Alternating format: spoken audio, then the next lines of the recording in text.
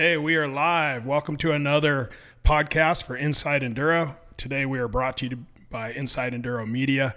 You can find us on basically all the outlets, Spotify, Stitcher, iTunes, YouTube, Podbean, SoundCloud, basically all that stuff. If you guys are watching us, you've probably already found it. So congratulations. Today's a really special day. We have a special guest, a couple special guests. Particularly one, though, a legendary off-road racer who's battled to win an outstanding 10 major off-road titles with 5 National Hare and Hound Championships, 7 ISDE Team USA gold medals, X Games Pro competitor, and I believe he's currently crushing the Vet Enduro Cross Championship, and he's holding the red plate, and he'll probably never give it up, so don't even try. 28 years as a pro racer, husband, father of 3, cancer survivor.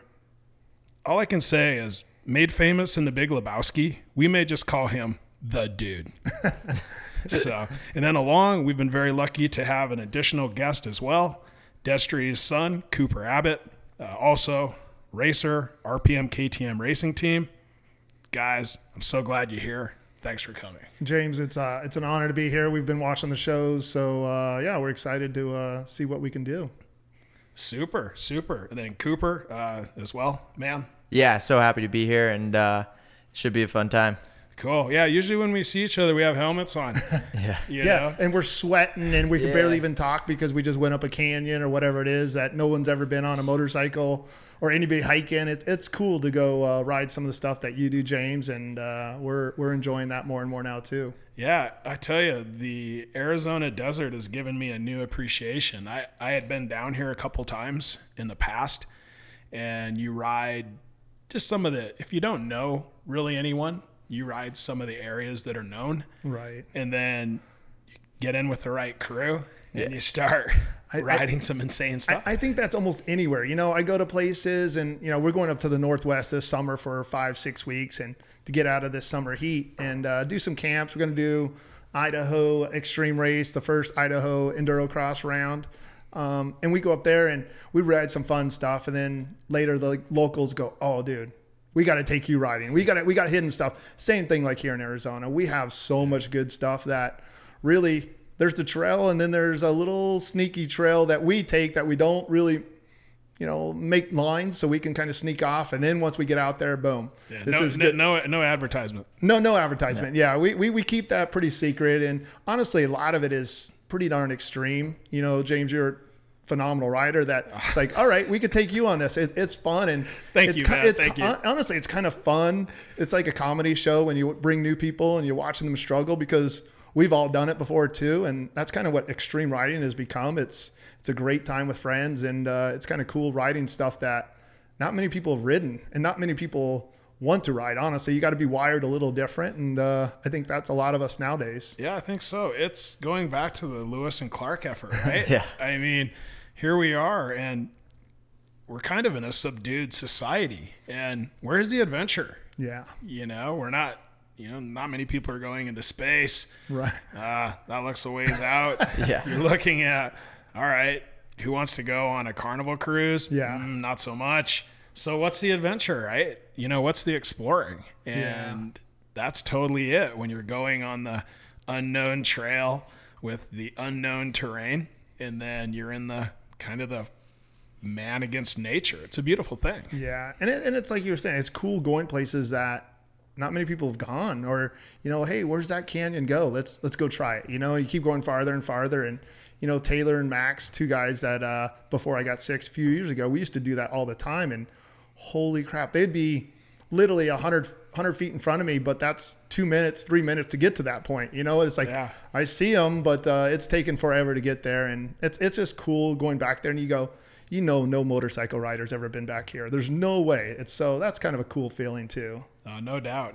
I know I've looked at some of the older YouTube videos and you guys are out there with 4-strokes, basically doing Hardin Durham on 4-strokes, which, as we know, pretty much everyone. I think, Cooper, you were on the 300 as well, right? Yeah, I mean, this year is my first year on a 300, and I'm like, I was always on 4-strokes. I'm like, man, they're pretty good on extreme stuff, but I didn't realize how good the 300 is until you hop on one, and you're like, oh, man, like, this is so much easier. You could just lug the thing, and it's just fun, like going up hills or some gnarly rock stuff. You're like, all right, let's go down this creek or whatever it may be, and you don't know if you can even make it to the top, but it's fun to see if you can.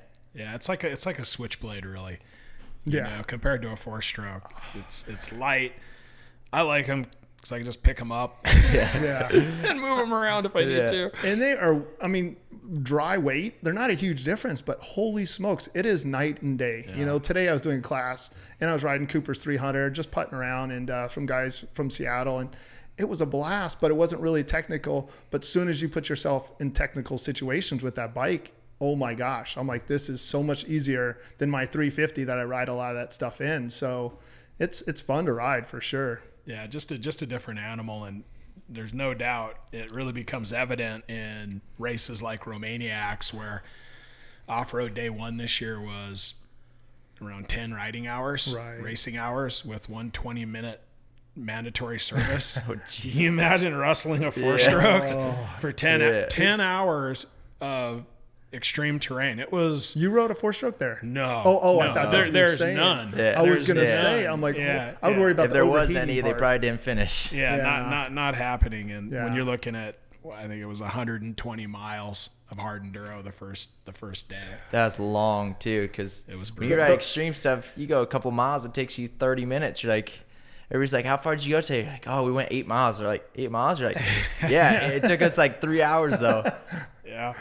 Well, no doubt. And it is. It's that challenge. And I think it's interesting where, say, some of these areas that you've gone to before and you've hit and you've struggled, and then you find them maybe a year later and you hit it and you're like, whoa, some of the parts that were so difficult, because you've progressed and you've improved your game, you're like, bip, bip, bip. And you're like, hey, that was cool. Yeah. It just makes you want to do more. And I agree with that. And that's kind of, I don't want to say talking about training, but it's the same concept. You could see the performance difference, the progression. Like, oh my gosh, 6 months, I'm like, hey, let me spend some time, work with you. In a few months, you're going to feel a difference. Or 6 months. And they're like, oh man, 6 months seems like a long time.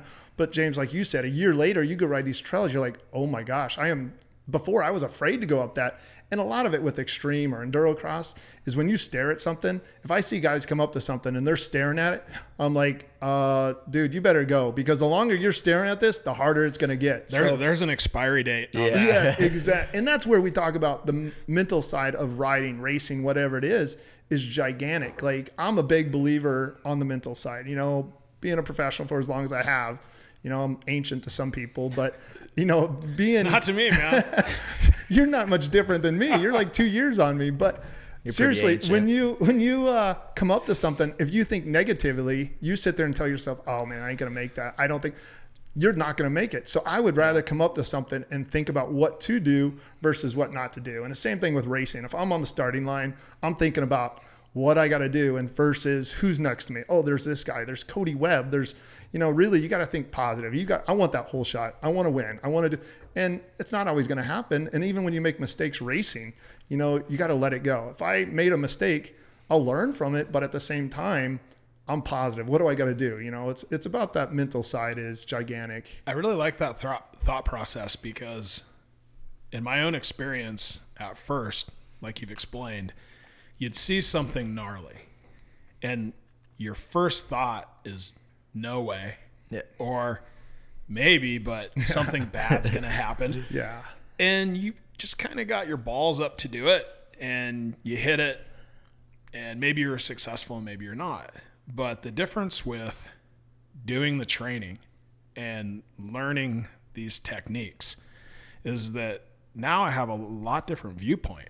So it's kind of like you're saying, is I'll roll up to a feature that maybe has, it's kind of like a problem that has 2 or 3 other problems inside it. Right. So if I look at it and go, all right, I'm going to do this on the first step up lip. I'm going to compress down.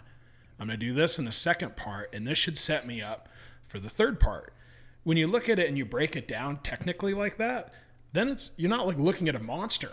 Absolutely. All of a sudden, it just gets smaller, because you're thinking, okay, I need to do this here, this there, and you have this plan, and all of a sudden the big monster just doesn't look like a monster. And then I find myself seeing stuff like that and just wanting to do it. Yeah. You know, like, hey, this is doable.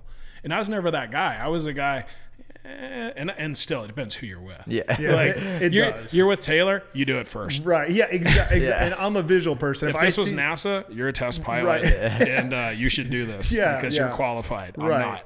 But like you said, if I watch someone, I'm a visual person. If I see it, I'm like, oh, what gear were you in? You know, I can hear their motor. I can see what they did. Oh, he used his legs a lot. He really pushed off that rock or whatever it is. And we're talking to more extreme, of course. But, you know, now I'm hanging out with these kids all the time. And it sucks because I used to be that guy. Let me try it first. And now I'm like, you guys go. Let me see how this is. And now hanging out with kids all the time, I am like, oh, crap, they did it. I got to do it now, you know? So it's neat because it's keeping me young, you know, it's keeping me fresh, and it's all who you hang out with. It is. And that's why I'm 46 now, but I love riding still. This is my passion. You know, this is what I want to do. There are people like, when are you going to retire? And I'm like, honestly, I don't know if I'll ever retire. Maybe retire from the pro class, like selective races, but I'm always going to ride if I'm able to. This is what I love to do. I'm like, this is my therapy. This is what makes me happy.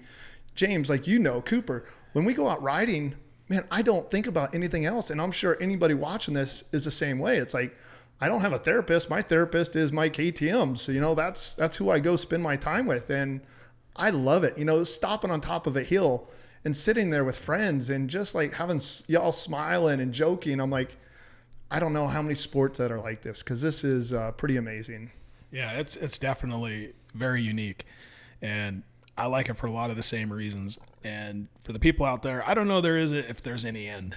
There is no retirement. No. There is no end. Yeah, and I get that. And I'm always like, I don't know. I don't know what retirement means. You know, it's like, it's not like I was a football player and I'm like, all right, I'm going to coach. I love coaching and on my riding side, but I still love riding. I still love racing. I'm competitive. I'm a competitive person. Well, and that's indicative of, unfortunately, of most American sports, actually.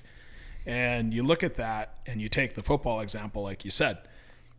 Now, as it becomes more and more competitive every year, if you don't make it, say, from a junior in high school to high school, you're just done. Right. Endo story. Yeah. And if you're not good enough to make it from high school to college, I played college ball, and the stats at that time was 0.8 of 1% of high school athletes got a ride to play college. Wow. 0.8 of 1%.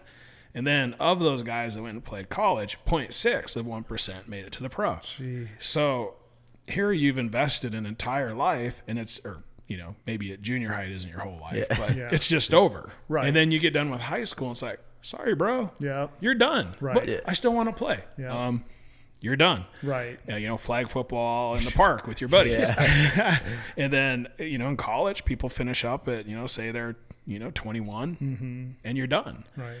And to see motorcycles as being a lifelong sport, I've seen on the same ride, the grandfather, the son, and the kid rallying trails. It's possible. And that's what's cool. It's a lifelong sport. You see guys out there that are 60, 70 plus years old, and some of these guys who've taken care of themselves, man, they get down the trail pretty good. Right, exactly. And there's a lot of guys before me that I still look up to. LR, there's so many guys that are phenomenal riders still. Malcolm Smith, that guy was still riding last year, and he's in his 70s or whatever he is now, and I'm like, phenomenal guy, someone I looked up to, and that's kind of where I want to be. I want to be that guy that just keeps going. And kind of getting back to what you were talking about with us racers, one thing about off-road racing is it's more of a veteran sport. Supercross, motocross, if you're not one of the top pros by 20, 21, you might want to find something else. Where off-road, top guys are usually 28, 29, 30, early 30s is kind of like the prime thing, because it's more maturity, knowing when to go fast, line choices. It's not just who can hold it wide open the whole time, because that's not how off-road racing is. Works, any of that type of racing, extreme especially. Look at Graham Jarvis. Yeah. Oh my gosh, I love watching that guy. I know he loves doing his wheelies, circle wheelies, but that guy is phenomenal. The first time I did King of Motos, I had a bad start. I had some, it was a shifter. My shifter broke, so I bent it. I'm like way in the back, and got going, and I'm on a 450 the first year because I was dumb and didn't know any better. And so I'm passing. Well, you've been riding extreme with 450s from the beginning. And then that's all I knew. And honestly, that's like, I had no gummy tire. I just had this, I was like, I got some gummy bears. Yeah. They got hot and they melted in my pocket. Like, what are you talking about, gummy? I don't know. Bears? Why do you need bears? I'm too dumb to understand what's happening here. And I remember passing them, and we're going across the fast stuff, and I'm looking by, and I'm like, oh, dude, I thought that guy was going to be good, And then we get to the first really gnarly hill, and I am just trying to get around these big boulders, and there he comes straight over rocks that I'm like, I kind of had to stop, and I was in awe, like, oh my gosh. And that was, of course, the last I ever saw of him because he was gone. But I ended up finishing third behind him and Kyle Redmond, and I was hooked. I'm like, oh my gosh. That's when Extreme was just taking off here in the States. And then, that was it for me. I'm like, I want to do this. This is awesome. So, well, he is truly attrition. He's attrition at work. When I watched Erzberg this year, I was watching the live feed. Yeah. And Haker and Blazuziak took off like scalded cats. Yeah. I was probably like you. I watched that too. You across the desert. Like, whoa, those guys are gone. Like, no one's going to ever catch them. And then both of them piled it up. Yeah. And then you had Bolt and Lettbeckler just kind of took the booster rocket off of those guys. And just, man, they were 5-6 minutes ahead of everybody, just chasing each other, laying it down. You're thinking, oh, this is it. The young guns finally got it. Dun dun. Exactly. They got to that hill, and it does not do it justice on TV. Those dudes are so talented, and like they are like Billy got off and started helping Manny, and it's like that. That's so gnarly if those two are helping it, and then like they're helping each other, and like Graham just comes around and like makes it farther than them helping each other, and it's like it's insane. Yeah. He's used to that slippery. He is phenomenal to watch, and I think that trials background is phenomenal. I tell parents ask me, and I'm like, hey, what can we do to cross train? I'm like, get a trials bike, because I don't care if you're a motocrosser, whatever you're doing, that really teaches you to use your legs, weighting the pegs, throttle control. It's phenomenal, and those guys that are from that background are all amazing riders to watch. Oh yeah, and that's a super good point. I had originally bought a trials bike just because of that, because you hear like, oh, you want to get better, you need a trials bike. Well, it's a little more complex than it seems. So, and this again goes back to training, which that was one of the reasons I wanted to have you on, because I think that is just one of the biggest pillars and components of really enjoying your riding and progressing. And most, I'd say importantly, if it's not racing, it's enjoyment, being able to interpret the terrain and enjoy it. Yeah. So you get the trials bike, and what do? You go ride around on it, like a kid who got something for Christmas. Right. And yeah, it's kind of different. You do some things and, you roll around on it. Well, I didn't use it that much. I ended up selling it. Yeah. So then I went, and a few years went by, and I got another one. And I'm riding it, and it had finally occurred to me, I'm like, listen, they've been doing this in Europe for like 1,000 years. And there's these guys that are like Jedi masters. So I'm just taking a wild guess that there is literally almost like a trials Bible of the physics, the movements, and what you're actually supposed to do on a trials bike. So I was amazed. I go online, look up trials education, trials training, etc. And of course you see some stuff on YouTube. But again, going in training, I've really weaned myself off of YouTube, because you look at some of these techniques, and YouTube typically is never the whole story. Right. So you're like, hey, I want to learn I want to learn how to ride a dirt bike. You watch a YouTube clip, you go out, you try it. Mysteriously, it never works. Right. And then later on, I came back and actually learned these techniques the right way. And you're like, well, the reason it didn't work is they didn't tell you half the story. Right. So half the story is missing.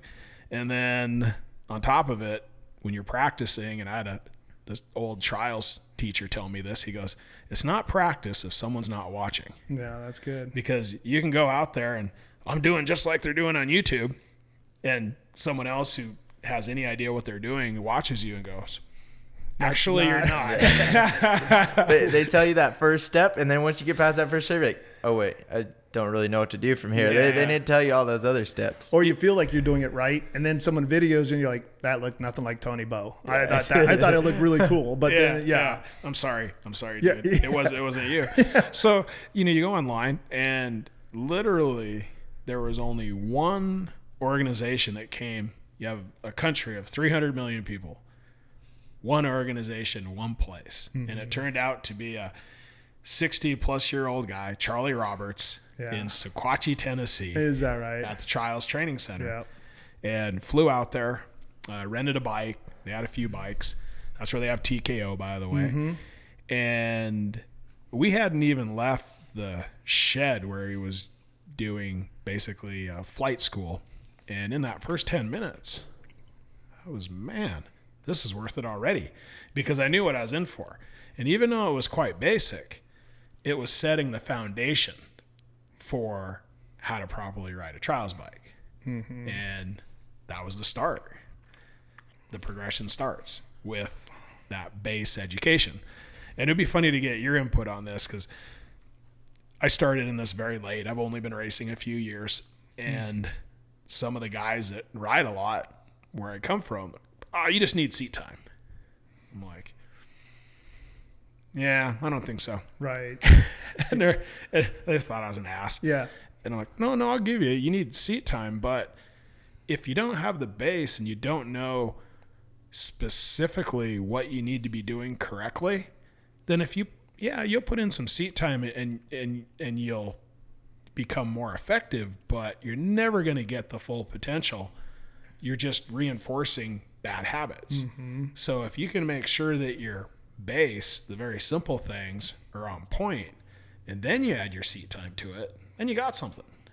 Yeah, and I agree with 100%. Like, and I bring my cones out to a lot of my classes, and I have the good intermediate or pro riders, and we'll do stupid flat corner cone drills. We're standing. Okay, this one we're going to steer with the rear. We're literally not sitting down. And they're like, well, why would you stand up around some of these corners? And it's just learning how to ride the bike the right way. Same thing with working out. If you're going to the gym, you don't see a guy on the bench and he's literally, unless he wants to work his triceps, dropping his elbows. I'm like, it's the same concept of riding a motorcycle. If you don't have the right form, or you're seeing a guy squatting and his knees are going way over his toes and he's just literally on his toes, you're like, oh, dude, you're going to hurt yourself. And it's same concept on riding a motorcycle, is learning how to do it the right way. And by doing that, the progression will come. You're more efficient on the bike. You're actually safer on the bike. So kind of getting back to, like you said, with the trials guy, is like, man, the first hour I could watch someone and I'm like, okay, you're braking, but you're braking. Your hips aren't going back. We got to compensate on what that bike's doing. So if we're braking on a high speed section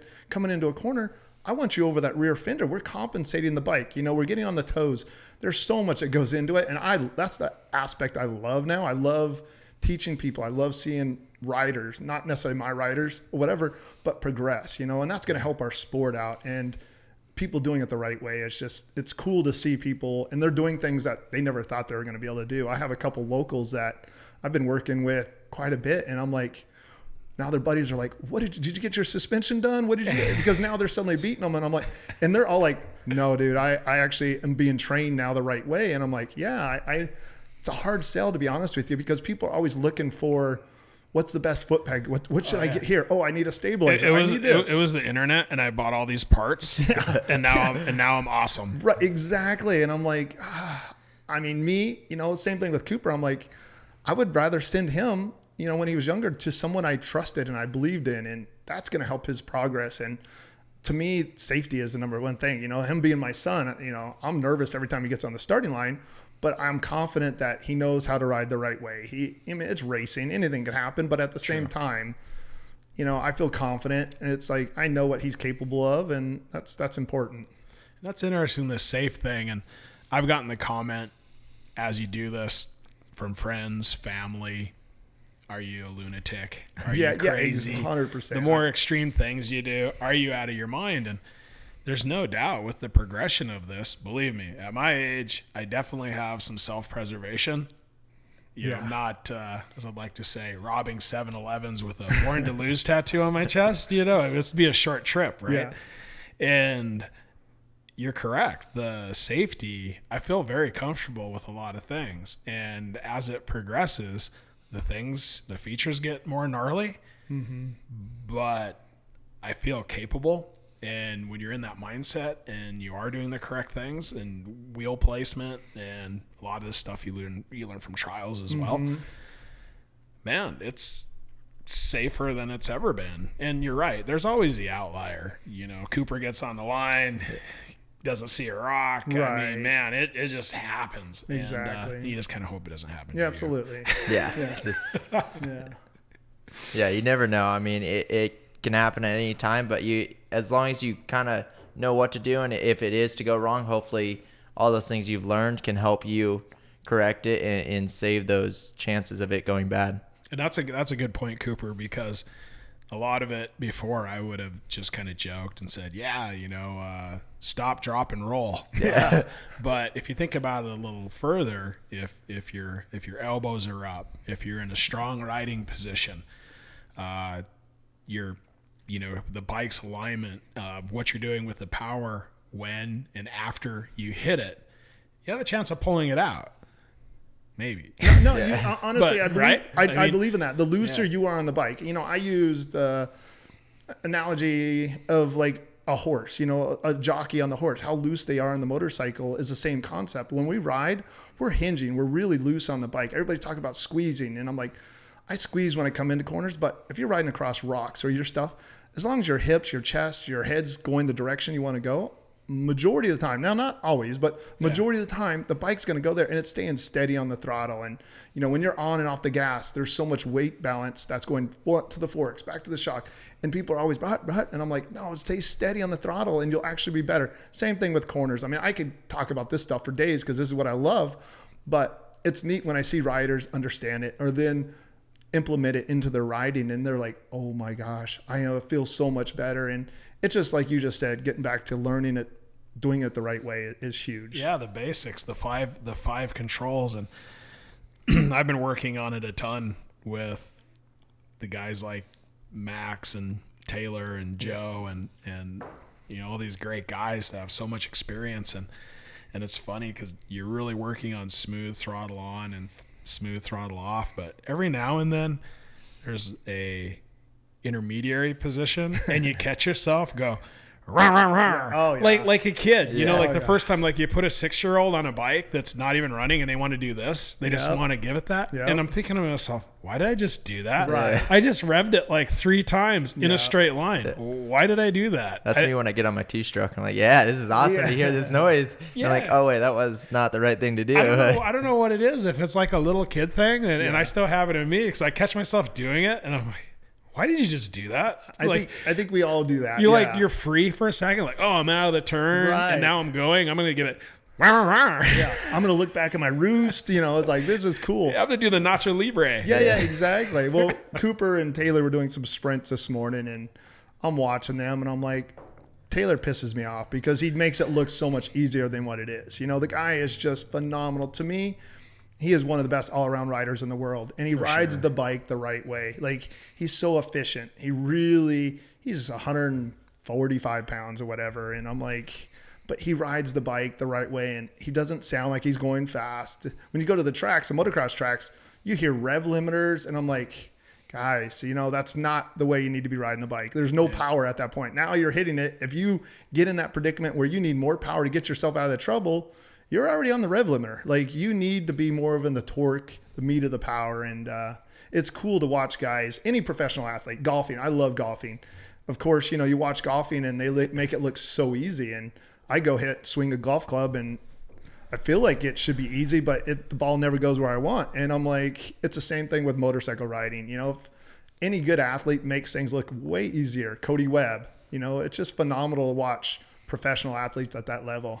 Yeah, it's humbling for sure. It's humbling, exactly. Golf is a humbler. Yeah. It's like, I'll get one perfect shot. I'm like, man, like, what did I do there? Yeah. And then like next shot, I'm like, all right, I'm gonna do the exact same thing I just did, and it goes the exact opposite. And I'm like, I just don't understand what I'm doing. I mean, it's just mainly getting a coach, but That's what I was just gonna say. That's perfectly said, because you're like, oh, I need to buy some pings now. I gotta instead of actually getting lessons, which we never have, and we're one of those guys. Like, I just need to get better clubs, you know, and that's getting back to the same thing. Like, I'm trying to find what's gonna be easiest, where we really need to hire someone and help us out on that side of things. Irony. I could say it, but I'm one of those guys too, so I get it. Well, unfortunately, I think we're all pretty good at learning lessons the hard way sometimes. Yes. It's just, I think that's why we like extreme races, because we don't know better and we want to go do something we struggle at. But at the same time, there's so many riders that aren't that kind of people. I can't get a lot of my moto kids, I can't get them to go up something that is A-level stuff, not like pro level. And they're like, this sucks, because they don't want to look bad. And I don't want to say it's this generation, but they're more about wanting to look cool. If they look bad, they're like, this isn't fun. I don't want to look dumb. I'm like, well, you're going to help. It's going to help you out. When I used to go back to GNCCs or raced enduros and stuff like that, I got worked. And that's when I was in my prime out west, but it helped me out in the long run. It actually made me a better rider. And then I got better and better, but I honestly wasn't worried about.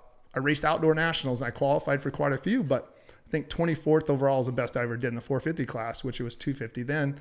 And people are like, oh man, I thought you were going to do better. I'm like, dude, those guys are phenomenal. That's what they do, you know, but I loved it because it made me a better rider for what I was doing. So I wasn't afraid of failing. I honestly never was. And to this day, I'm not afraid of doing something and not winning. I want to get better at it.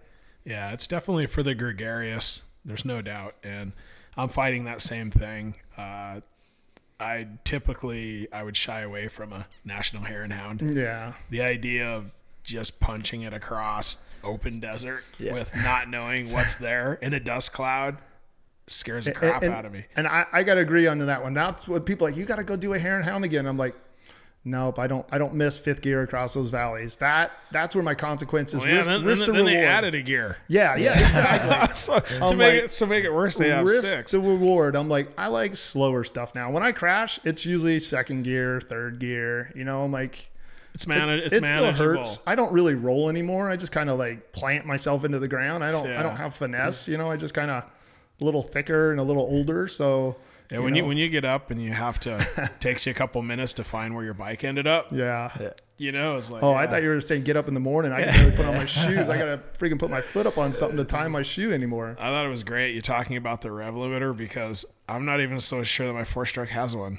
But that's riding the bike the right way. Yeah, that's not a bad thing. Especially, James, the type of riding you love to do is what Cooper and I enjoy the most, is finding stuff that people haven't ridden or riding extreme stuff. You know, that's to me. And my heart rate, I'm at 185. I get to section, I feel like I'm going to pass out, but I'm like, this is awesome. Like you got to hate that, but you got to love that at the same time. I'm like, this is pretty cool. Yeah, it truly tests you. We took, and I get a lot of direct messages from the Instagram page, the inside_enduro, and it's great because you get some people who are very interested. You know, they're not trolls. They're interested, and they ride bikes, and they legitimately ask, like, you guys really like doing this? Yeah. And you're like, yeah. I mean, look at the terrain. It's beautiful. And it's a puzzle. You're not just going down some path and it's the same path. You have to figure that puzzle out. There are certain techniques that work for different types of puzzles, and you get to figure it out. And when you do make it and it's clean and it's cool, yeah, sometimes you got to look uncool to get there sometimes, but that's part of the battle, right? And it's exceptional, exceptional. And we're getting people, more people are starting to do it for sure. And they have real questions, and it's awesome. It's so cool seeing this side of the sport grow. I think with racing itself, it's kind of got to be where there's so many different series. When I was racing, it was Hare and Hounds were big, Works, GNCCs, Enduro Hare Scramble. Those were the big series. Like if you were going to do any, those were the ones. Now it's like, there's so many different type of races. And I think the manufacturers have a tough time figuring out what we should do because there's so many different series and there's one-off races. But extreme racing, I think, is going to keep growing, and it keeps getting bigger and bigger. And I think that's what most of us are enjoying more. It's actually really fun to watch. Like spectators are huge. It's gigantic now, and it's a blast. Yeah, that's something I wanted to talk to you a bit about. Is we talk about as the purpose of Inside Enduro is trying to educate and get people interested in riding and following these pursuits, whatever it is. And when I look at the word enduro, it simply means adventure, endurance, kind of all of those things. And when you look at the venues, and it's interesting as the Hardin Durham is growing in the U.S., it's good to note that the Erzberg Rodeo, the biggest one-day off-road Hardin Durham in the world, this is a 25th anniversary this year. Yeah. 25 years of yahoos, cruising out of that rock quarry. Yeah. And you said it with the viewership, as fans can typically get closer to the racing and see what the athletes and the riders are doing close up, where the Hare and Hounds, for example, in some of these longer races, typically if you went to spectate, you have to drive out in the middle of nowhere somewhere. You watch people leave in a dust cloud. Yep. And then 3 hours later, they come back in a dust cloud. And you see them go by, and then you go see them at the finish. That was it. Yeah, and that's difficult to sell to the spectators. Yeah. So I think in the European model, I don't know if it was planned that way or just the reduction of the available land to do their races on, because a lot of them are in quarries and this and that, but they're able to stack these competitions up where you can basically fill the sidelines with spectators in a smaller area. Correct, for sure. And I think that's a big thing. We obviously, Rev Limiter was the first Hardin Durham of the year, and they reduce the final course, I think, to under 2 miles. It's a short course. Right. So spectators are able to literally go from section to section to section.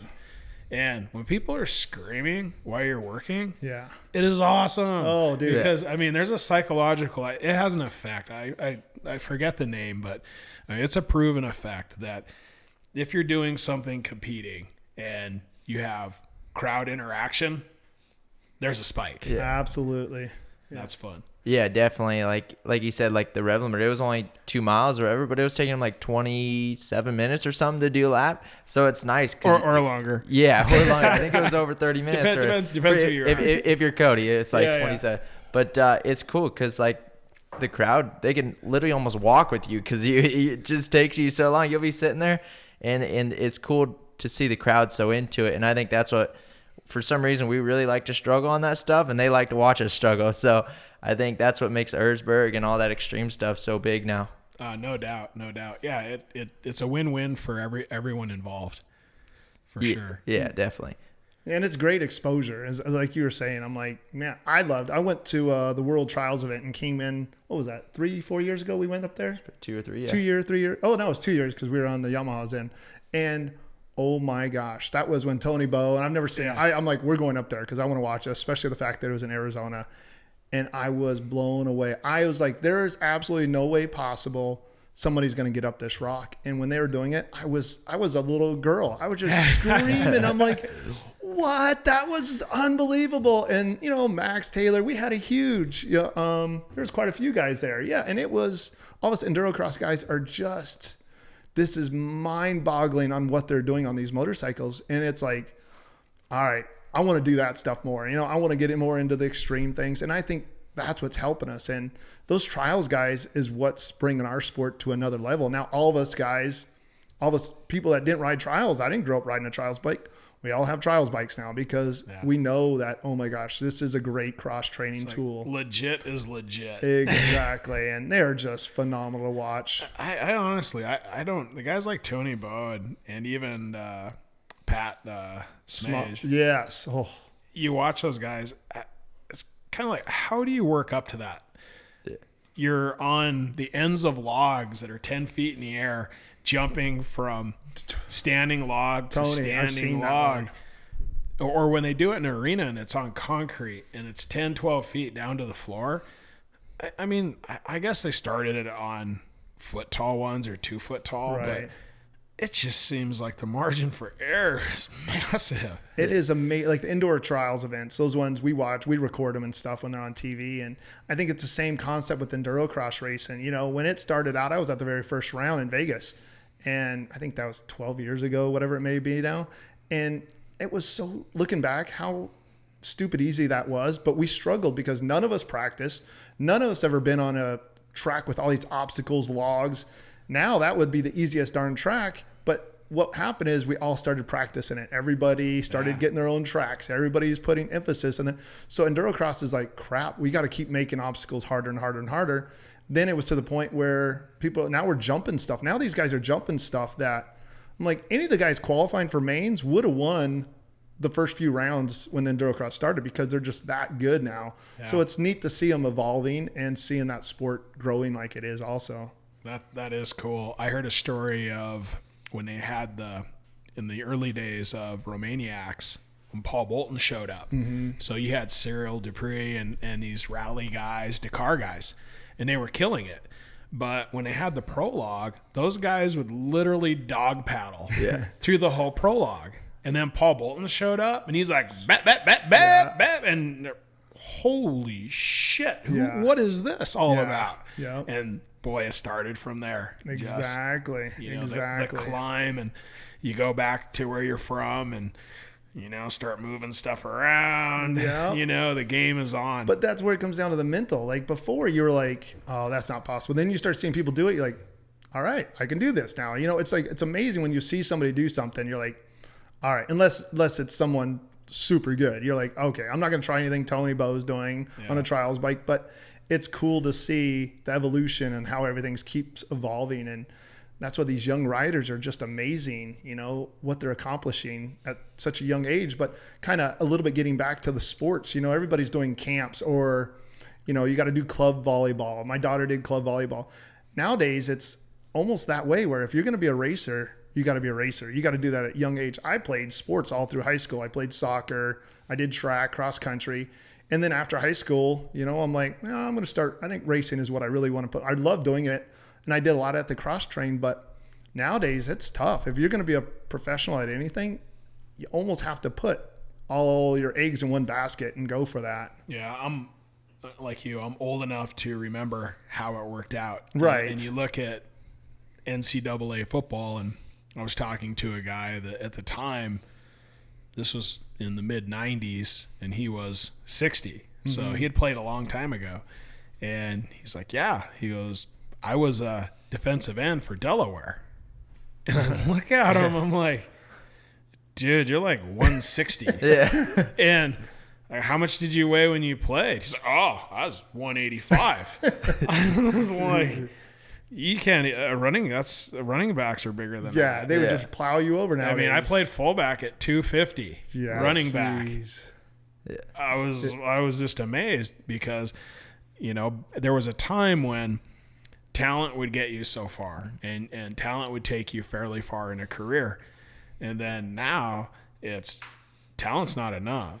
You have to have the physique, you have to have the work ethic, the mental, the training. You have to have the whole lunchbox to make it happen. And that's what I say. And football, you did drills over and over and over. Yeah. Same thing with coaches on the riding side, kind of getting back to riding a little bit, is there isn't a lot of people, like, especially on my off-road riders, when I start working with them, that they've never spent time with any coach before or worked with anybody. And they go, oh, I just trail ride all the time. And I'm like, honestly, if you want to get better at something, we need to do drills. We need to do corners. We need to do sprints. We need to do this. And it's the same thing in sports. When you were playing football, guess what you did? You were hitting bags. You were doing this. You're literally running plays over and over. You're not just playing in games like, off-road desert guys. They just want to go desert trail riding. We all love desert trail riding, but that's more my relaxing day. That's my off day. When I was racing, I was at the track. I'm doing sprints. I'm doing motos. I'm doing corners. I'm literally always working on something, getting better. And I think that's where a lot of off-road or even motorcycle people, and I don't care what age you are, that's something people are missing, is having a structure. Like, a structure is so important, and knowing, okay, today I need to do some corner drills. I need to do some sprints. And that's not easy to say because a lot of people can't do that or whatever. And it's the same thing like, hey, what should I do to train off the bike? And getting back to what you're saying is seat time is your best thing. But that's hard for a lot of people to do. And I understand it because after high school, I had a full-time job and I was trying to race for a living, but I'm like, I'm riding on the weekends and I'm going to races until it finally, my wife and I, we were like, all right, I work part-time and then really put the effort into it. And it was a gamble, but I mean, we were blessed in it and it worked out. But I had a structure. I literally, and out with a lot of it, I was winging then. I didn't have anybody to work with because I couldn't afford it. But then as I got better, then I started working with trainers, and I'm like, oh my gosh, I wish I would have known this years ago because it would have helped me evolve a lot quicker. Oh, it's massive, and you're seeing it in a lot of the sports that are going on now. One of the terms is used, mastery of skill. And you're right, with the football, it was repetitive. I couldn't even begin to tell you how many times I was forced to catch a football. Yeah. And you're a running back. You're like, I don't even catch it that often. Just hand it to me. I was a fullback. Fullback, there you go. The only time I got it was in a screen. Right. And maybe that happened once or twice a game. Yeah. And literally learning how to catch that ball in every obscene way. Yeah. Different velocities, and it was on and on and on. As a kid, you're just kind of like, whatever. We're getting bored of it. Right. But, you had the team, so, you just did what you were told. Yeah. And so why is any of this any different? It's not. And like you said, I've turned into the same way. When I look into a trail ride or a recreational ride, that's what it is. That's the time to have a little fun, work with the terrain, right, try some new things out, and really kind of institute what I've been drilling. And the drilling is drilling it on point. And I think it's also the structure and the timing you're talking about is picking those times so that you're almost doing these sprints where you've or whatever it is, that you've had a bit of a rest and it's not so long that you're completely noodled, that you're hitting it so you have full use of all the controls, full use, you're mentally focused, and you're hitting those points, and then repeating that and repeating that and repeating that with hopefully building the neural pathways right to do it when maybe you're not as focused as you should be. I don't know, but no doubt the structure, and I've seen that working with the guys here in Arizona is unbelievable. And man, the increase in performance is off the charts. We have an amazing group of riders here, especially on the off-road side in Arizona. Dude, Max, he's phenomenal. He's stepping it up. Taylor is one of the best riders, like I said, in the world. And there's a lot of good riders coming out of here. And it's cool to see. But we all kind of play around with each other. We all ride. We all have different schedules. But when we get together, I'm like, this is awesome. This is so fun. And we have a lot of factory riders here just in Arizona, and it's cool to see. Yeah, I've been impressed. I knew you guys were down here, and I knew some of those guys were down there, and just kind of the way it all came together. And like you said, a lot of different riding styles, but it's got a great variety of terrain, a great riding community, and fairly supportive. And it's really interesting in some of these areas. I've seen mountain bikers, hikers, horse people, and dirt bikes, and side-by-sides, and four-wheel drives, all in the same area with no one trying to kill each other. Yeah. And people think, Montana is so wonderful and great. Yeah. Well, there's a lot of Montana now where that doesn't happen. Right. It's pretty vicious. Yeah. I can't say that's 100% because I got the bird a few times. Oh, it happens.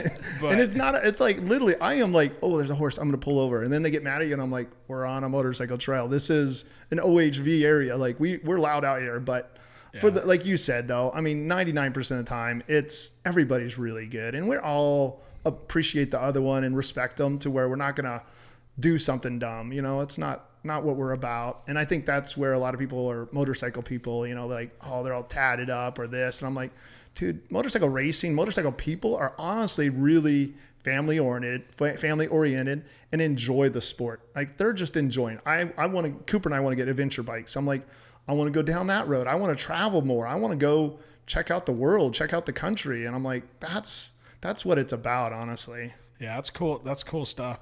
An interesting story you may like. They did it's actually on the AMA National Hardin Durham scene, but it's Silver Mountain in Idaho. Yep. And in my opinion, it's the best venue in the United States.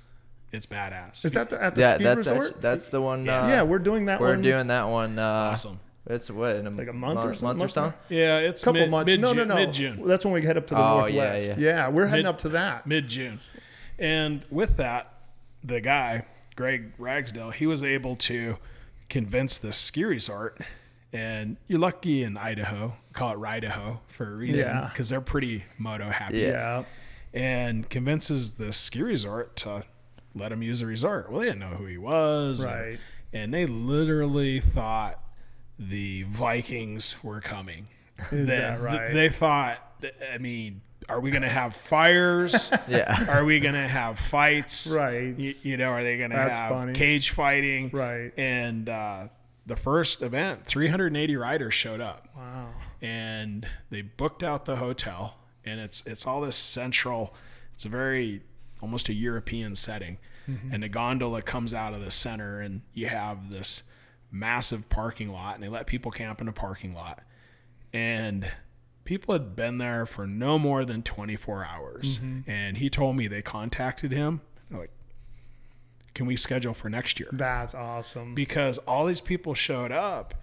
And as you know, people take this serious. Mm-hmm. So there's no drinking, debauchery, or, you know, or excessive anything. There's a lot of people that came there to ride and race and have a good time, and that was the focus. And that's kids are riding around on the bicycles. You're just like, this is cool. They had a pump track in the back, so the kids are on the bicycles, and nobody's roosting around on bikes in the parking lot. Yeah. It was really great, and now they're on the 4th year. Now they're part of the national regional qualifier or pseudo series, whatever you want to call it, to get into TKO. And it's just a great environment. Usually the snow has just melted off, so I've not seen dust there yet. Yeah. And you're riding on a big mountain, and it's a 3.2 mile gondola, 6.4 miles of cable just to get up there. And that's wild. We're looking forward to that. I know Cooper and we haven't really, well, Cooper more than me, I should say, tapped into that market as far as, you know, the extreme riding as much. I did King of Moto, some other ones, but you guys are doing the Enduro Cross stuff. Yeah, we're doing Enduro Cross, but LDS, TKO, like those are all events Cooper's going to do this year, and I'm going to do selective ones, and I think it's going to be a good experience for him because it's about reading terrain, you know, being patient. When you get to a section, instead of just going, hold up for a second. Don't just follow somebody up this hill, because guess what? If he screws up, if you're right on him, you're going to be stuck there. So it's learning to, and that's where we talked about being a veteran rider, is learning, okay, there's nobody behind me. I'm going to stop for a second, put the water in my mouth, take a deep breath and go, okay, now it's clear. Now I'm going to go, you know, or find a better line. It's cool. And I think that's going to be good for him. Yeah. And it's a different thing for, I think, even people who've been racing different styles of racing, because it's exactly that. As you come around a corner and you see a feature or one of these hills, and you basically just gas it, and you're going to solve it as you go. Yeah.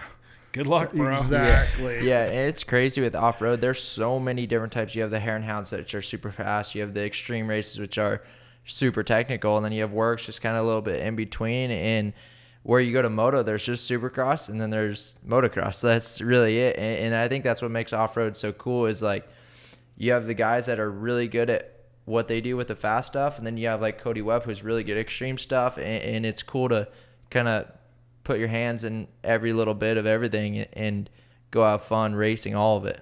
It makes it's almost like you're bilingual or trilingual, and you hit it earlier where there's certain sections you're coming in. Yes, there's a proper corner. You're tight. You're squeezing the bike. You have your elbows, your right body position, and you hit it. And then you come around that corner and like, whoa, rock pile. All of a sudden, legs are loose. Yeah. You know, so you're switching from more of a motocross technique to, say, an Enduro Cross, Hardin Durham technique, and you may switch right back. Right. And you have different hill climbing styles, different hill climbing techniques, almost where to absorb things instead of stiff leg things. Yep. And it's cool because the transition just happens so quick.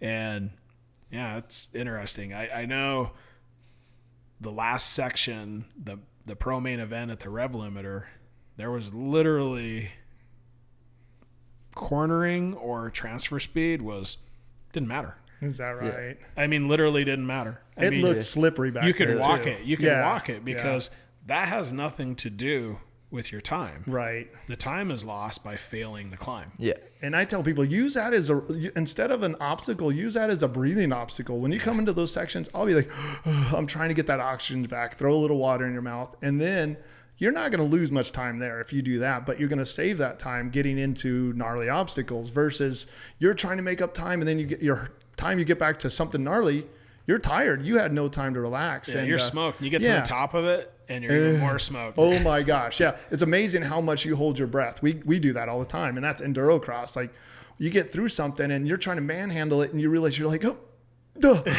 And that is so normal. And that's normal for anybody, honestly. And you get to the top and it's just like, oh my gosh, I made it. And then you start breathing again. You realize crap. Or you pick up your bike and the time you start taking off, then you realize how exhausted you are because a lot of it is you're holding your breath, and we all do that is our problem. That's a hard thing to overcome. Yeah, you get it's pretty easy to get noodled. Yeah. For sure. Oh yeah. I was watching a point of just a GoPro, and I think it was either Alfredo Gomez or Mario Roman, and they were coming down off of this gnarly descent, and it was just coming down to a road.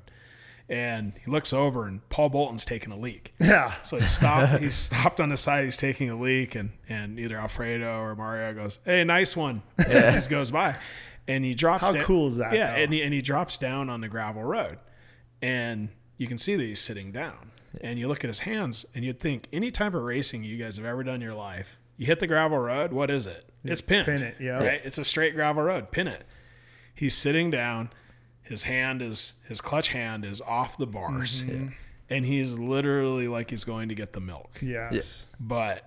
And he had no idea what's coming up. Yeah. But in the POV, not a minute and a half later, it's another 40-minute Hardin Durham climb, gnarly, just nonstop for 40 minutes of pivot turns, and he was just getting his rest together. There's your veteran right there. Yeah. And there's one of your top guys. And then you have, a young gun coming down there and just lighting it up on there, throwing rocks and trying to pin it to the next section. I'm like, calm down, dude. Yeah. I've had that guys blow by me and I'm like, all right, I'll see you in a minute. It's like, this is fine. Yeah. But that's what's cool. It's neat because there is so many different styles and, it's neat to see the trials guys or, the extreme riders and moto guys that try it. McGrath, I remember one year doing Erzberg and I'm like, I respect that. I love when moto guys come over and we had a couple moto guys, Ray and a couple guys do Enduro Cross last year.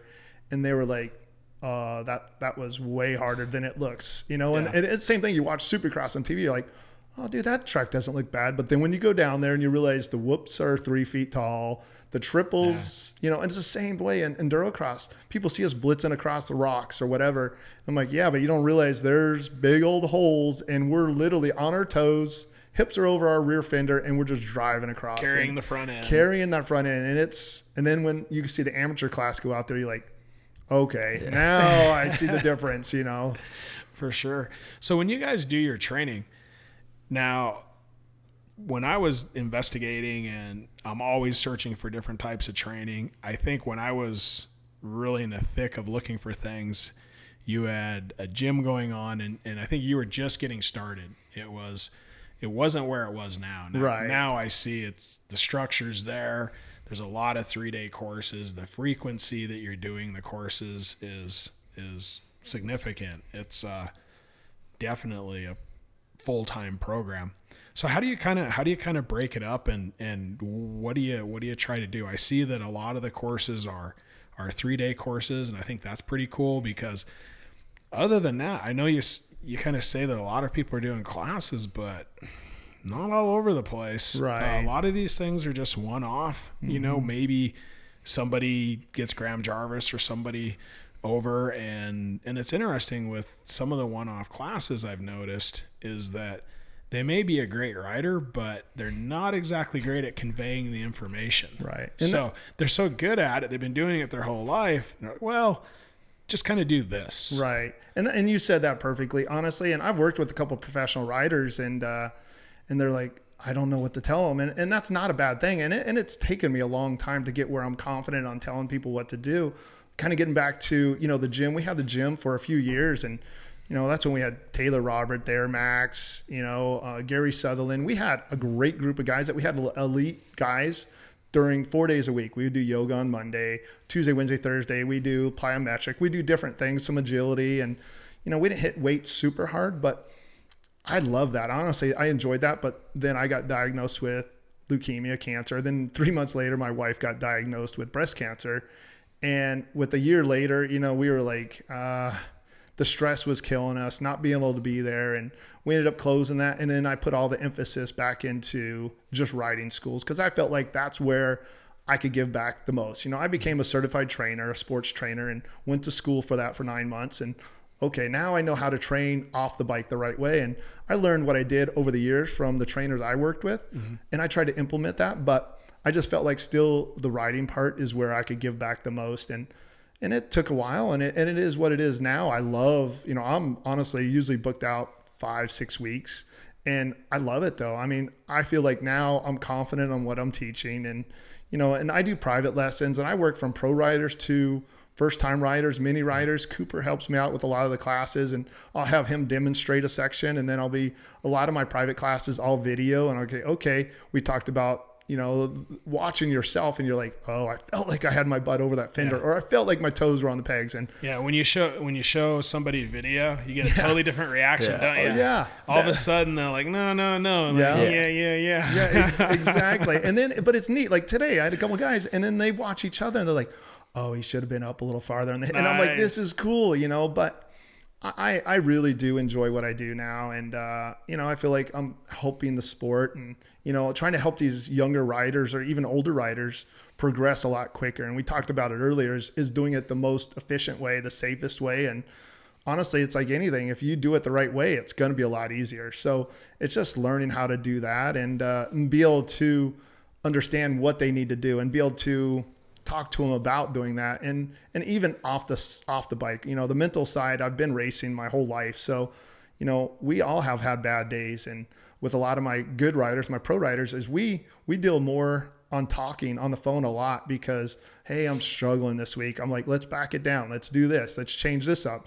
So, and that's stuff that's cool because then 2 weeks later, they went back to winning. They're like, oh, dude, thank you. And I'm like, so me now I'm living vicariously, I guess, through the riders I deal with or Cooper or whatever, and seeing them progress is an amazing feeling, and feeling like I might have a little bit to do with that is pretty awesome. Oh, I think that has to be truly rewarding. It is. And it's part of it with what we're doing here as well, is that I like the sport so much and I'm enamored with it, and it means enough to me that I thought we could give back as well and help promote and just try to put more of a spotlight, because it is truly a wonderful thing. Absolutely. And James, with you, Inside Enduro is killing it. Like, we've watched them, and I love listening to the other guys. Max, that was a great interview. I enjoyed that. And, you could tell people that are passionate and that really enjoy it. And pretty much everybody you've interviewed is that way. And it's like, this is what our sport should be about. So it's cool. It's not like cutthroat. And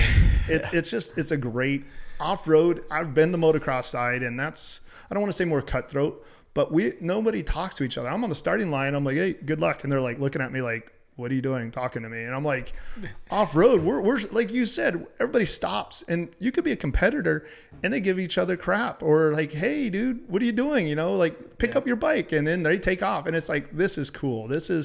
I want to win. They want to win. But at the same time, we respect each other, and we're not going to do anything to hurt each other. And that's pretty awesome. Yeah. And then like even in Arizona, we have so many. You have Joe, you have Taylor, you have Max, and you have so many top guys, and we all race each other quite a bit. But it makes it exciting because we push each other to get better. And yeah, we're racing each other on the weekends, but it's not like sports where you can figure out what they're doing and you could like, all right, I can kind of take that advantage and use it on them. It's racing. It still comes down to you in the race, and it's cool because we're all pushing each other to get better, and that helps us at the race progress and beat those other guys. Yeah, I agree with that. Like Alden Baker, those guys all train together, all the KTM guys, and all they're doing is helping each other get better. And it's the same thing, I think, with Arizona. We have a great group of riders that enjoy riding with each other. They might compete sometimes. Some of them might compete together a lot, but Taylor doesn't hold anything back. He'll tell Cooper, he'll tell Max or Joe. You know, I see Joe and them, they're always all riding together. And I'm like, this is awesome. Taylor will tell me. Yeah, but that's what I'm saying. It's like, that's how awesome is that? I weigh 100 pounds more than them. And they had a well, I was just getting into the turn tracks, and they had a loop, and they're timing it, and I wasn't quite getting into timing because I was trying to figure it out. And I had butchered a loop, just butchered it. Like throw my time in the garbage. So I didn't go through the finish. I just kind of rolled in behind them as to say, hey, go ahead and start. And I was going to do a reset. And Taylor just kind of looks back because you can go to the finish or what, dude? Yeah, that's awesome. He's not afraid of calling you out. And all I could think of is, man, you're totally right. Yeah. Totally right. And I can tell you, it's never happened again. And I've even thought about it in races. Like, there's because I wouldn't give it up anywhere else. But that's part of that mentality is you need to train how you want to ride or race. And I think that's great that any other sport, whether you're looking at boxing, UFC, I did a lot of wrestling, having great players on your football team, to have other people to push you and to make you compete and elevate your game. Because if you're just out there every day with people you just waxed, it's kind of hard. Right. You know, you don't have, what are you pushing for? You're kind of you're in a vacuum. Yeah. And when you have that back and forth and you have some of this friendly rivalry, it pushes you because you're like, all right, what can I do better? And you're pushing it. And to me, that's fun. Right. You know, and you can't worry about being the slowest guy. Even when I go train with the other guys, like Taylor and them, we're going to do a sprint. And I'm like, this is going to suck. I'm going to be the slowest guy here. But it's still, even at my age, I'm like, it's still pushing me. And I'm like, and I enjoyed it. When I was younger, I would try to find, Steve Hatch was someone I rode with a lot. And when he lived here, and we pushed each other. And he was doing GNCCs and I was doing works in Hare and Hound.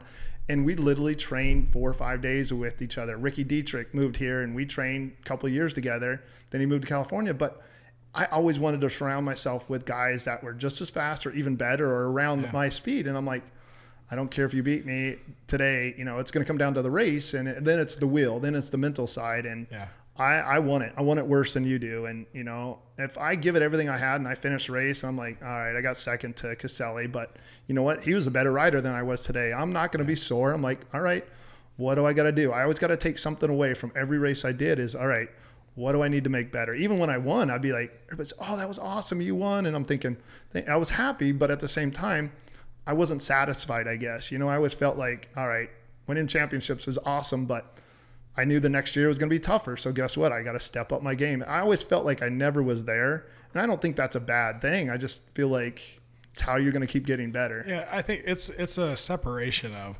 and I don't know if it's just because of the difficulty that when you complete these races, whether it's a Hardin Durham or keeping it at that pace for 100 miles, that everybody understands how difficult it is to do that. And there's an amount of respect. And for some reason, I don't know if for those people involved, guys and girls, it seems like there's a loss of insecurity. People become more secure with who they are. Now, like you're saying, you may not be satisfied with your performance, but most people are really competitive are never satisfied anyways. I agree. Right? Yeah. So that's why they're always pushing for it. So there is a Grand Canyon between, you know, securities and insecurities and just not being satisfied. Right. And I definitely fall in the not being satisfied. Yeah. Yeah. And you see so many people don't take advantage of like trying, okay, like this is what I need to do to get better. Like you see so many kids just end up giving up, and like so many people now, like in sports, they have like a fitness coach, a mental coach. And I think all that's overlooked in like with riding, you have a riding coach, mental, the workout. And I think it's all putting it together. I think some guys have the riding down, some guys have the fitness down, some guys have the mental down, but it all kind of comes into putting it all together at the races. Oh, there's no doubt. I originally, just like most of the sports that I'd done before, was always against someone. Right. You know, you're trying to physically submit somebody. Yeah. And there's some irony to this because, man, I've pretty much learned that the only guy I'm really fighting with out there It's you. is me. Exactly. Because if you can control your emotions and manage your skills, you're going to have the best performance that you can present. Absolutely. That's why you can't worry about the other guy. But if you take the bait absolutely about who's doing what and chasing a rabbit. Right. Well, you talked about it earlier. You know, when I have someone that brings it in on me and punts me off a berm, I'm like, oh, I'm going to pay that guy back. But at the same time, you're better off just getting back in. And if you get that chance, you're absolutely right. I am going to pay him back. But at the same time, I'm like, I'm going to keep even keel. I'm really going to stay in my zone that I'm been in. And that in the long run, that usually helps out versus, oh, screw this. Now it's on, you know, then you're out of your comfort zone. And that's not bad being out of your comfort zone. And we practice riding out of our comfort zone. And that's when we do sprints. And then we're okay. Now we're back into the zone. And that's what kind of getting back a little bit to desert riding. A lot of people just ride in that comfort zone. And I'm like, all right, when you go to a race, you're going to have to put yourself outside that comfort zone as far as passing someone or, you know, pushing yourself. And that's something I don't think a lot of guys practice. And, you know, it's a good thing to practice. Yeah, it's kind of a difficult one when you look at overall speed, just straight line speed of having the security or confidence to 70, 80 miles an hour across open ground. It's scary, man. Yeah. It's just scary. And I don't know exactly how you work up to that. I think it's like any sport though. It's a progression, you know, like when I was 14, I never thought I would do 90 something across the desert. And then when I was in my prime, honestly, I didn't even think anything of it. There was times that I'm in wide open fifth gear and I'm looking for another gear and I'm thinking, holy crap, I'm probably doing 97, 98 right now. And this is stupid, but that's what I started getting used to. That was normal for me. That wasn't that, you know, I didn't think about that. And I think that's what it is. It's practicing that and that becomes normal. You know, you watch anybody else, you watch guys blitz whoops. You're like, crap, but they didn't just suddenly start blitzing whoops. It took them time to get there. So it's like anything. It's just practice. Yeah. I think this last one, it was kind of interesting where the top guys obviously live in that zone, like the zone that you were living in is you're looking for the next gear and you have it pinned. But things were happening slower back then for me, honestly. Like now that stuff is going way faster. Now it's like, oh my gosh, how did I ever go this fast? Back then things were happening slower. I'd get even at, you know, high fifth gear, I'd hit something and I knew, I was like, sometimes I'm sure we have all done that where we crash and you're like, oh, do I push the bike away? And then this is happening so quick, but it's amazing how sometimes it happens slow. You know, there's times where you're like, what should I do? And I'm like, dude, it happens so quick, but your mind, and I think it's just, you know, that's the way it was. It was actually, things were happening slower than they were actually happening at times. Yeah, I'm trying to tame that beast a little bit myself. And it's funny because I think of that, it's almost like this stratosphere where you guys run in, and I'm at the point now where I touch it for a second or two. I'm like, and like it's sixth gear and it's pinned. And it's been pinned 1001, 1002. That's good. You know. And then you guys are like just living in there, you know, swimming above that line. And I don't necessarily know that my goal is to live there, but again, it's just like the Hardin Durham is. That's something that I'm not particularly comfortable with, and I don't know, maybe it's not wise to get totally comfortable with it, but it's part of the game, and I don't know that I want that, you know, like I said, to live in that game, but at least to have the comfort and confidence to be able to turn it up, right? You know, when you need to turn it up. It's that adrenaline rush that we all love, you know, to be able to do it once and okay, that was good. I got there, you know. It's like, all right, that was cool. It's like I got away with another one. Yeah, exactly. Yeah. No, it's good stuff. Yeah. When you're looking at like if you would tell, you know, someone who's a novice or new getting into the racing, since you do so much education, do you have any tenements, any juicy little bits for anybody out there? I don't want to share everything I have. I got to have them come work. No. See, that's why you give them bits, just little bits. We have a magic pill. Yeah, this magic thing. Yeah, everybody's looking for that magic pill. I guess you can, and actually, that's a really good point, Cooper, because everyone's looking for the easy button, and the more layers of this onion they get peeled, there's no easy answer, people. Yeah, there's just hard work. 100%. And I can tell you, James, you nailed that right there. Both you and Cooper talked about that. People are expecting something really to come easy, and this sport in itself is one of the toughest sports. You're gonna make mistakes. Don't worry about failing, and that's the biggest thing is you're gonna fail more than you succeed. And I tell people that all the time, and it sounds corny, and I know people have heard that before, but I learned more from failing than I ever did succeeding. When I won championships, those are my easiest years. The ones that I weren't winning, those are my hardest years, you know? And shit was going wrong. Yeah. And it's like, what do I got to do to make it better? And I just tell people, don't let the little things bother you. And I have a tough time with that sometimes still to this day. You know, I let things bother me, and it's dumb, especially with everything I've been through. I shouldn't, but I think it's just reality. It's people, you know, you worry about what people think, and that sucks. And, you know, we shouldn't be like that, but that's the way it is. You know, it's a tough thing. Human nature. Human nature. And that was part of what, as I've seen the structure of your training, is that it's on a continual basis and it's not one off here and one off there. I think that's so important because with the trainings that I've done, and I am going to do some of your stuff for sure. You keep saying that. But I'm kind of feeding off. I ride with some of those guys you train with anyways, but it has nothing to do with that. No, I totally get it. We're on a busy we all schedule. Are, absolutely. But I'm definitely down for it.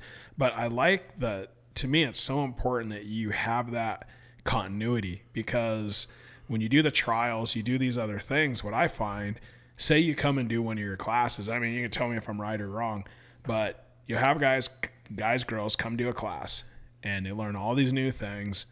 They go back and it'll literally take 3, 6, they'll be a year out and things are still coming together. Things they learned in your class that finally it all gelled. And I mean, and they'll pick it up during the whole time continuum, month, 2 months, 3 months, 6 months.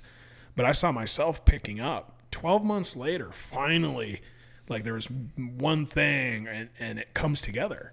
So then you're able to have that time and then come back again, do another course, and it continues to sink in over time. It'd be nice with the easy pill. You went and did one class. I got it now. It's going to help a ton. But to think that all of a sudden that's imprinted forever is not quite how it works. And being that you guys are there for questions, there to come and do further classes, etc., for those people who want to develop, because it takes time. It takes time for it to sink in and get all those things together. 100%. Yeah. And that's the thing is you, like you guys have both pointed out, is this is not going to come overnight. And if we keep practicing it, 3 months, 4 months might seem like a long time, but even when we work sections within a couple hours, it might seem like, oh, we'll work on hip placement. We work on so much stuff. And I usually try to give 3, 4, maybe 5 things we're going to work on today. Yeah, because there's a lot. And I could go, man, I could give you 15 things, but then your mind's just going all over the place. You're like, oh, he wants me to get my elbows up. That's right. I need to look up. Oh, my hips need to be up. And then you're all over the place. And honestly, that's not a great way to teach people. You need to make it pretty simple. We are about having fun. And anybody that's done my classes will go, I hope, I hope they go, dude, that was a lot of fun. And we really try to have a good time with it. I'm a jokester. I'm always trying to have fun with the guys. Anybody knows me, I'm a really laid back guy. I'm not a yeller. I'm a really positive person. And I try to be that way. And I try to compliment you. I'm always, okay, you did a great job, but let's try this time. Let's do here. But having somebody there to be positive at the same time helps you out. It makes you feel better.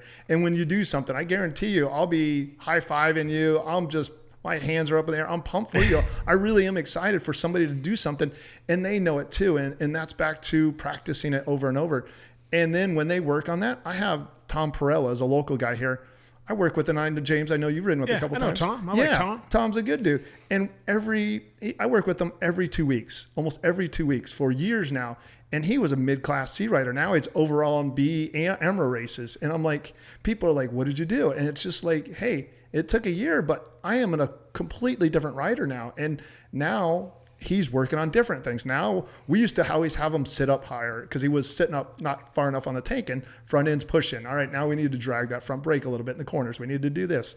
And now we just keep evolving to the next level. And dude, it's awesome. You know, it's cool. And back to, like I was saying, it's rewarding for me to see these guys or women, because I work with plenty of females too, and seeing them progress and going, okay, this is working. You know, it's not coming overnight, but it is something that we just keep practicing. And before long, that becomes natural. Once that's natural, boom, we move on to something else. And there's times where I don't care who it is.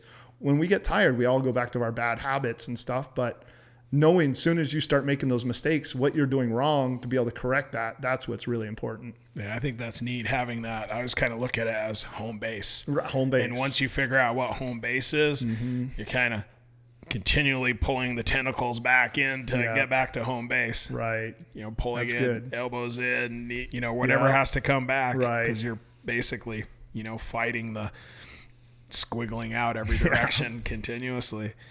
So what series are you doing this year, Cooper? I'll be doing Enduro Cross and then the Sprint Hero series, and then selective extreme stuff, works, and just other selective one-off events like the extreme race in Idaho and other stuff like that. Cool. What's the Sprint Hero like? The Sprint Hero is sweet. Like it's a lot like ISD. It's good training for that.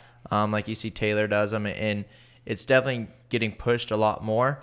And honestly, it's pretty laid back. You go, you line up, and the first time you just get lined up, they'll line up by class, and you go off, you'll throw down a sprint. It'll either be a moto test, an enduro test, or a cross test or something like that. And it can range from 3 minutes to like 9 minutes. And you go down, throw down a sprint, and you come back, and there's a little computer. You look at the computer, see what your time is, and then how you compare to all the other guys. You'll line up, and what's cool about it is you line up in the order of your time. So if you're like, say you're a B guy, but you got 6 overall, you're going to line up 6 overall. So then it's nice. You're never really catching guys, but you're trying to strive to beat the guys that you know they beat you last test. You're like, all right, I'm going to try and really catch this guy. And I think that's what makes the series so cool. Cool. What's the fan setup, that kind of stuff? So being a smaller 3, 6, 9, 10 minute setup, so I would take it's more of a smaller venue. Yeah, definitely. Like it's more kind of motocross tracks, but they run you out in the off-road, and it's cooler because the fans can see more, where in longer races it's like hare and hounds and stuff. You see them, they leave on the start, they come into pit, you see them again, and then you don't see them till the finish. So that's what's cool is you do a sprint and you come back, and honestly you sit at the truck for like 15 minutes, you hang out, joke around, talk some crap, and then go out for another sprint. That sounds pretty cool. Is this the first year of that? Second year, actually. Second year. Yeah, and it's growing. Like back east, they have the They have the NEPGs and then the full gas. Full gas, that's what I was thinking. Yeah, and they're huge. They're actually getting bigger and bigger, and they keep it in a smaller area. And it could be tight woods. It could be fast. You know, they did one at Glen Helen, one at Canyon. They've only done 2 right now, I believe. Yeah, for this year. And it's pretty cool. It's kind of like what we do a lot of. We do a lot of sprints. And you think, oh, dude, I'd rather race for 2 hours. And I guarantee you do 8, 9 tests that are like 6 minutes long, 8 minutes. It's a sprint, and you're done. Like, I'm telling you, when I leave, I'm like, oh my gosh, I am exhausted. That was just as hard, but your heart rate, you're pushing that envelope. And that's where we talked about riding out of that comfort zone. It teaches you how to ride out of that comfort zone. You ride like that, then it's, okay, now I got a 2-hour race. I could bring it back. Now this is easy because that riding out of your comfort zone, that becomes more of a comfortable feel. So now when I got to back it down to 90%, this is nothing versus people practicing at that where that level is, then when they got to get out of that. So sprints are really cool. That's kind of what ISDE is. You know, your trail ride, you're staying on time. You come to a special tests, game on. Now it's full throwing down. You're standing up more. You're really pushing that envelope. And that's where the Euros do really well. And it's a blast because that's probably one of my favorite type of races for me personally, because I like to still throw down sprints, but I don't want to go fast for 2 hours. That just doesn't excite me much anymore. Yeah, I don't know. In the original, when we started doing them, I don't know that I was much of a fan. Yeah. And now I'm totally a fan. Yeah. And I think it's for all of the aforementioned things that you've spoken about. Is that one thing, when you do push it, whether it's a 10-minute circuit, at some point, even in that 10 minutes, you start to fatigue because you're pushing it. And it has taught me how to push through that fatigue and maintain form through it. Absolutely. And it seems when I go to the longer races, it's actually easier because, you know, I don't think you're still moving fast, right? But you're not amped up as much. So you're still implementing the form, but you're being fairly intense. Mm-hmm. I don't know if that makes sense. No, that does. You're staying more of that zone 3, 4. You know, you go to 5, and that's heart rate zones for those guys not talking. Doesn't understand that. And once you go to that 5, you ain't going to be there that long because you're going to bump. You've lit the fuse. Yeah, exactly. So it's pretty cool. It's neat because that is how a lot of us train, and that's how I trained when I was in my prime. Is I'm practicing riding at zone 5. Because then when I go to practice at 4, I'm racing at 3 or 4.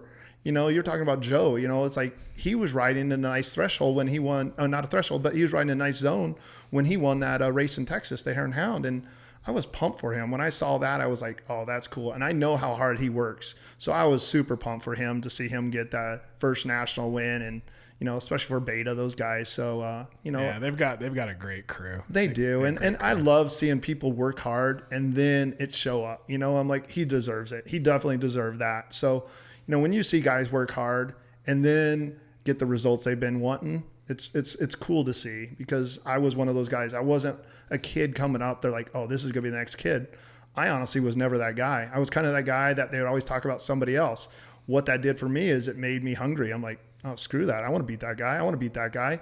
And all I did is I worked harder off the bike. I worked harder at home. When I showed up to the race, I just kept getting faster and faster. And next thing you know, I got a ride with Kawasaki, and I was there for the factory years for 20 years. So it was something that didn't come easy, but at the same time, I appreciated it more too. Hard work rewarded. Exactly. I mean, isn't that the American dream? That's it. It's not going to come easy. Allegedly, I don't know. Yeah. That's true. They're selling something different these days. Yeah, that is true. But it smells funny, and I'm not buying it. I'm gonna stick with it. I'm gonna stick with the hard work for sure. Yeah. Man, that's cool. What else did we have? Thinking about here. Anything else out there you want to shout out as far as letting us know where we can get a hold of you for? Yeah, I mean, I have my D8 training. D8training.com is my website, and I have all classes. I have more group classes coming up here in Arizona. Then I'm doing the summer up in Idaho, Washington, Oregon.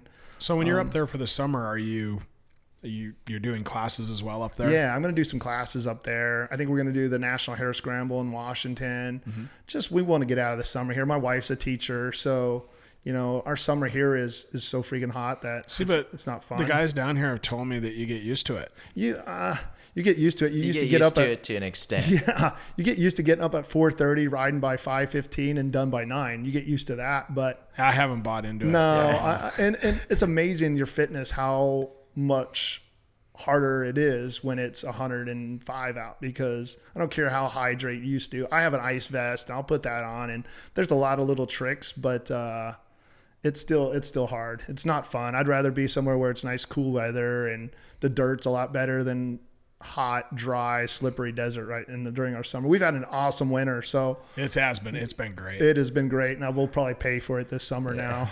I just can't believe how much I remember watching a documentary before I came here, and they were talking about this Arizona toad and its miracle of life, because parts of Arizona never get rain ever. And then when they do have these drops of rain, these toads come out and just have this toad orgy. Yeah. And all this thing. No, I'm dead serious. I haven't heard that. And all this stuff goes on. I'm like, wow, it's really dry. Yeah. And I tell you, we had 8 inches of snow in the front yard here. How insane.